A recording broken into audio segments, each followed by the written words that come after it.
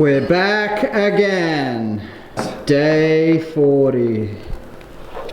We made it, guys. We made it to the end of the season. Oh, that's so many days.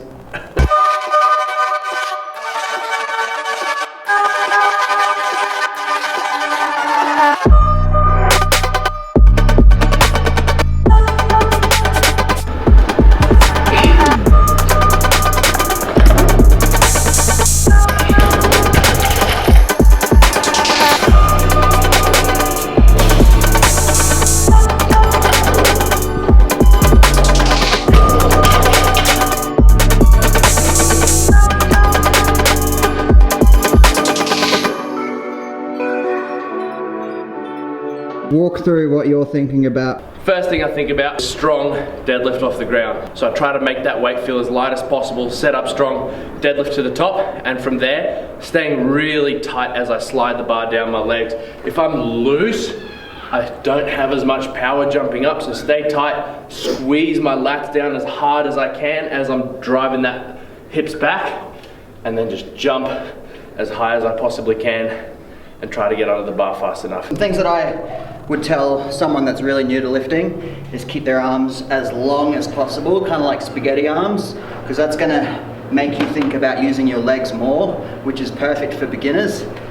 When you've been lifting for a while, you don't want your arms super loose, because you can see how far down my bar is from the contact in my hip. Hold a little bit more tension in the upper back, shoulders and arms. So I'm not pulling early as I start to extend. I'm still trying to keep that long as possible as I open my hips, but I'm still holding tension in my arms because it's still a pull. You're pulling yourself under the bar. And that's why I like to think about pulling my body down when I'm doing hang squat cleans. When you start to pull off the floor like a full squat clean from the ground, there's so many more things you need to think about, like where your knees are tracking, where the bar's going around your body. But when you can cancel that out by doing a hang clean, then you can focus on some other things. One, triple extension, so you can think about that full extension through the hips, that's kind of obvious. Two will be pulling your body down as the bar's going up.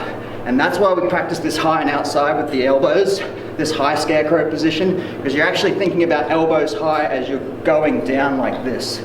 So it might be a good opportunity, and you're probably not going to be lifting a 1 rep max today or super heavy. So with these medium to heavy loads, think about, I'm not saying I'm the best Olympic lifter in the world, but I'm still trying to think about getting my elbows high and outside and keeping that bar close. Elbows high and outside as I go down, rather than thinking about just my long spaghetti arms, which is what I tell a beginner.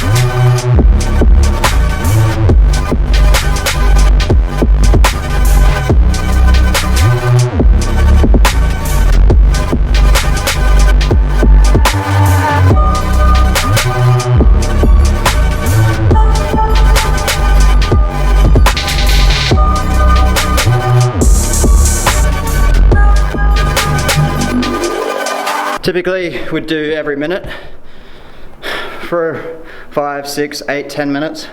We thought we'd do every 45 seconds because we're not going as heavy as what we have done in the past, so it just felt like we're going 1 for 1 with a slow walk in between. Really, 45 seconds is nothing. So make sure you're still lifting well, especially you're at home. You don't have any eyes on you, so keep it appropriate. Use it as an opportunity to think about one thing. Maybe that's getting a little bit taller, pulling under a little bit faster, catching with your elbows super high. Just pick one thing and focus on that for your 6 lifts. And get after it.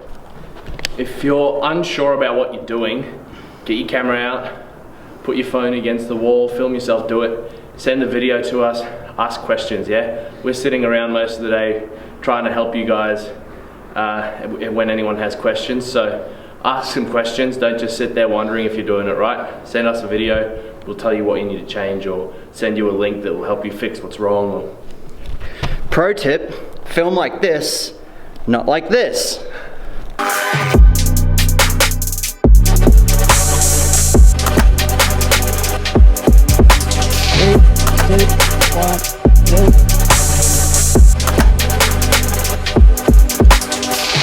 I've done this workout a couple of times on this field before I even started Dux. It was kind of like my little challenge I set to myself. Whenever I've had a bad weekend or something, I'd be like, I just got to do 400 meters lunges and everything will be fine. I used to live just across that road, and I'd used to look at that building and wonder, what if?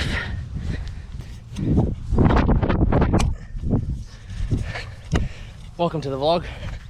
Walking lunges. Nice little leisurely 400 meter stroll. I've never done this one before. Greg's told me a lot about it every time he's done it. He likes to have a bit of a whinge about how sore his butt is for the next couple of days. My strategy here is big enough steps that I'm not taking 200 steps every 100 meters, but not so big that I'm overstretching every time. If I'm overstretching, I'm gonna get really tired really quickly. So just small, manageable sets.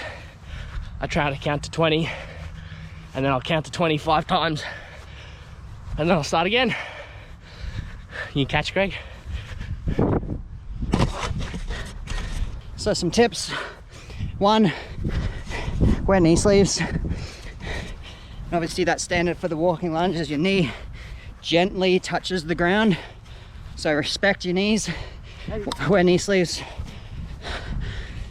Two,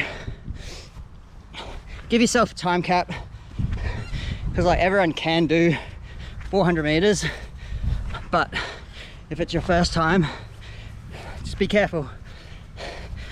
My legs pull up so sore after this every single time, obviously.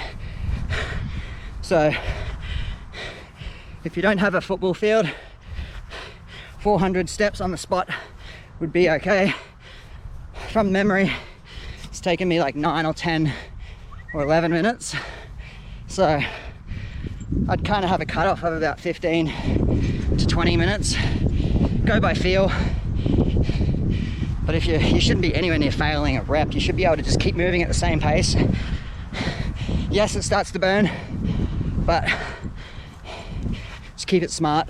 Some other things I think about is extending my knee in between steps, so I'm not constantly flexed, so my muscles just get that half a second recovery in between each step.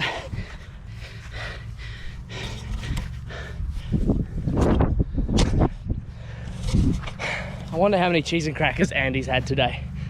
I wonder if he got the ratio right, or if he's running out of dip. He really makes me think about some things when I'm exercising. Other thing is, try to keep your mind busy.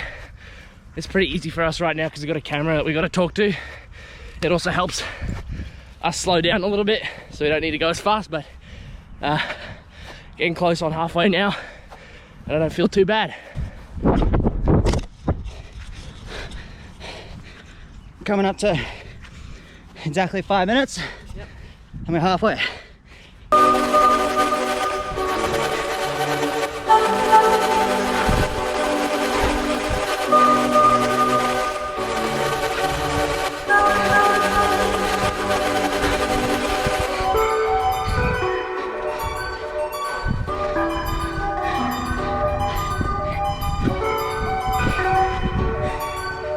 Also, some alternatives for lunges. Maybe your knee or ankle aren't up to it, but you can do some squats. 300 air squats for time, just like Murph. Volume wise, that might be a good burn. same deal. Hit it with a consistent pace, something that you feel that you can hold for the entire time. Don't do 50 really fast and then wondering what the fuck just happened.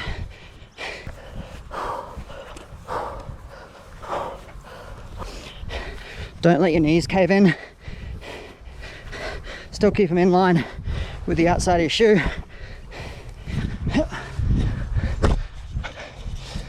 Also helps to make sure you're keeping your chest up. If you start collapsing forward, shooting your hips up in the air, your back's gonna get pretty wound up. So like Mr. Bossman is showing right there, chest up the whole way through, a little bit of a break in the middle. Keep going. 7.5 minutes gone. About to hit 300 meters. Last lap. From memory, the quads hurt the most when you're doing the lunges. The next day, your butt is juiced up. You're never gonna wear them favorite jeans again.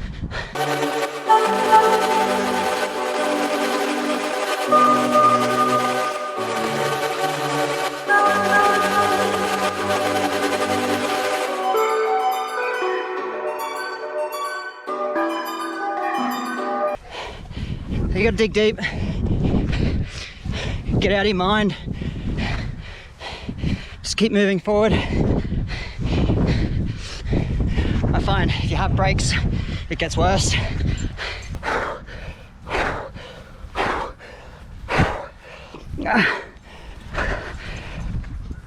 9:53.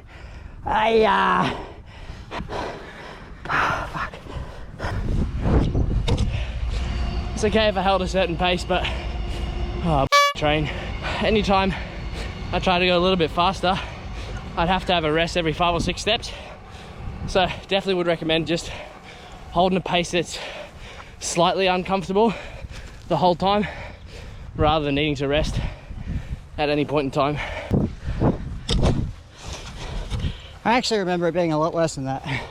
At least a 200-meter walk straight away. Don't sit down, don't lay down. Keep your legs moving, and then stretch your quads. I'm just gonna do the standing one where I grab my foot, keep your knees together, and then I'm just gonna lay on my butt and my elbow and just pull that one leg back. Yes, you will be sore, but just try to keep active with the legs. Drink water, eat food. Definitely drink water, eat a lot of good food, and try to avoid sitting for long periods of time. If you do sit at a desk for work, set yourself a little reminder every hour to just get up and go for a walk down the hallway and back. Quick 30-second stretch on each side in a Samson, and get back to work.